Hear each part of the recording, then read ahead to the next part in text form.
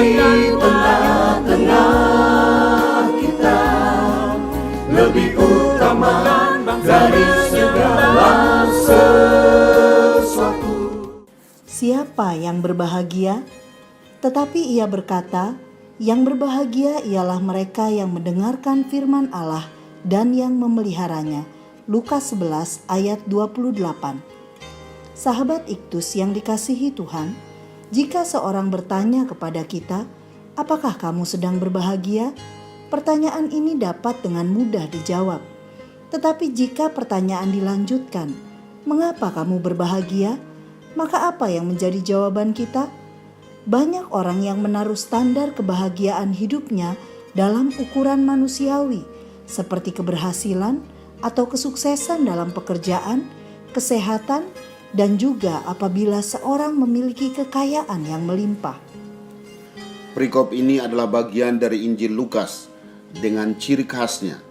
Tidak dijumpai dalam Injil lainnya dan kemungkinan merupakan hasil riset pribadinya. Kronologinya sulit dilacak. Ini merupakan kumpulan cerita dan bukan suatu narasi yang lengkap. Sekalipun demikian, bagian ini menyajikan ajaran Yesus pada tahun terakhir pelayanannya, khususnya mengenai arti bahagia, yaitu bagaimana seharusnya cara pandang seseorang terhadap kebahagiaan. 1. Bahagia berdasarkan ukuran manusia, ayat 27. Ayat ini mengungkapkan pujian yang diberikan kepada Yesus oleh seorang perempuan ketika sedang mendengar ajarannya. Sementara ahli-ahli Taurat dan orang-orang Farisi merendahkan serta menghujat ajaran Yesus. Perempuan yang baik ini, dan mungkin dia adalah seorang yang terpandang atau terdidik, justru kagum akan ajarannya itu dan akan hikmat serta kuasa yang ada padanya. Berbahagialah ibu yang telah mengandung engkau. Seakan ia berkata kepada dirinya sendiri, sangat berbahagialah aku ini kalau sampai menjadi ibu dari orang seperti ini. Ucapannya itu diungkapkan dengan baik, karena ia hendak mengungkapkan penghargaannya yang tinggi terhadap Kristus dan ajarannya. Dan tidaklah salah jika penghargaannya ini juga mencerminkan rasa hormatnya terhadap Maria, ibunya. Bandingkan pasal 1 ayat 48. Akan tetapi di sini kita harus berhati-hati. Jangan sampai seperti perempuan yang baik ini. Kita menaruh standar kebahagiaan menurut ukuran manusia, yaitu berdasarkan kesuksesan atau prestasi dalam keluarga. Selanjutnya, pernyataan mengenai siapa yang menyusui dapat dikaitkan dengan kepemilikan materi sebagai sebuah kebanggaan. Lihatlah, pada umumnya manusia mengukur kebahagiaan dari sisi keberhasilan, keluarga, dan kekayaan. 2. Bahagia berdasarkan ukuran Allah, ayat 28. Kristus tidak menyangkal apa yang dikatakan oleh perempuan ini, dan juga tidak menolak rasa hormatnya terhadap dirinya dan terhadap Maria, ibunya. Namun ia mengarahkan pikirannya ke masalah lain yang lebih tinggi lagi dan lebih berkaitan langsung dengan dirinya sendiri, yaitu yang berbahagia ialah mereka yang mendengarkan firman Allah dan yang memeliharanya, ayat 28. Perkataan ini dimaksudkan untuk menegur perempuan itu, karena ia terlalu memuja-muja keberadaan keluarga secara jasmani dan sifat kemanusiaannya. Selain itu, Yesus ingin memperbaiki cara pandang yang salah dari perempuan ini tentang arti kebahagiaan sejati, bahwa dari sudut pandang Allah, yang berbahagia adalah mereka yang mau mendengarkan firman Allah dan memeliharanya. Perhatikanlah, mendengarkan firman Allah berarti memberi telinga dan hati dalam konsentrasinya yang penuh terhadap firman-Nya. Sedangkan memelihara firman berarti memakainya sebagai jalan dan aturan hidupnya.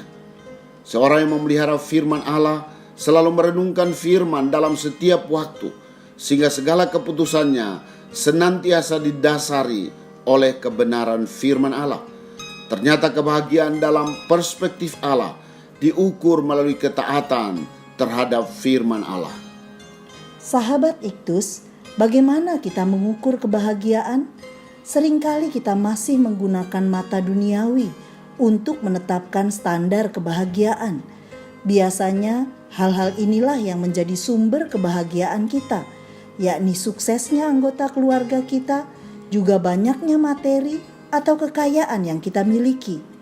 Meski sesungguhnya fakta menunjukkan ada banyak orang yang nampak sukses dalam studi dan karir dan memiliki kekayaan melimpah, namun tidak bahagia. Saya mau belajar untuk melihat arti kebahagiaan yang sejati, yakni ketika saya mendengarkan dan memelihara firman Tuhan. Saya tidak mau melewatkan waktu untuk mendengarkan firman. Saya ingin berkonsentrasi penuh sehingga saya tidak kehilangan berkat yang telah Tuhan sediakan untuk saya di dalam firman-Nya. Saya akan terus-menerus merenungkan firman Tuhan sehingga semua keputusan saya, bahkan hidup saya, dipimpin oleh kebenaran firman Tuhan. Sahabat Iktus yang dikasihi Tuhan, apa yang menjadi ukuran kebahagiaan untuk saya? Apakah saya masih seringkali mengukur kebahagiaan secara duniawi? Bagaimana cara saya mengalami kebahagiaan sejati? Apakah ada kendala untuk melakukannya? Tuhan Yesus, saya menginginkan kehidupan yang berhasil, kesehatan yang prima, dan kecukupan dalam kebutuhan hidup setiap hari. Tetapi saya tidak mau menempatkan itu semua menjadi ukuran kebahagiaan saya. Melainkan saya bersyukur pertama-tama karena saya telah diselamatkan dalam Kristus. Selanjutnya, saya bersyukur ada kebenaran firman Tuhan yang selalu menuntun hidup saya, sehingga saya dapat melakukan apa yang berkenan kepadamu. Inilah kebahagiaan saya, yaitu menaati-Mu. Amin. Ketaatan pada firman Tuhan memberi kebahagiaan. Kristuslah yang harus ku beritakan hingga datangmu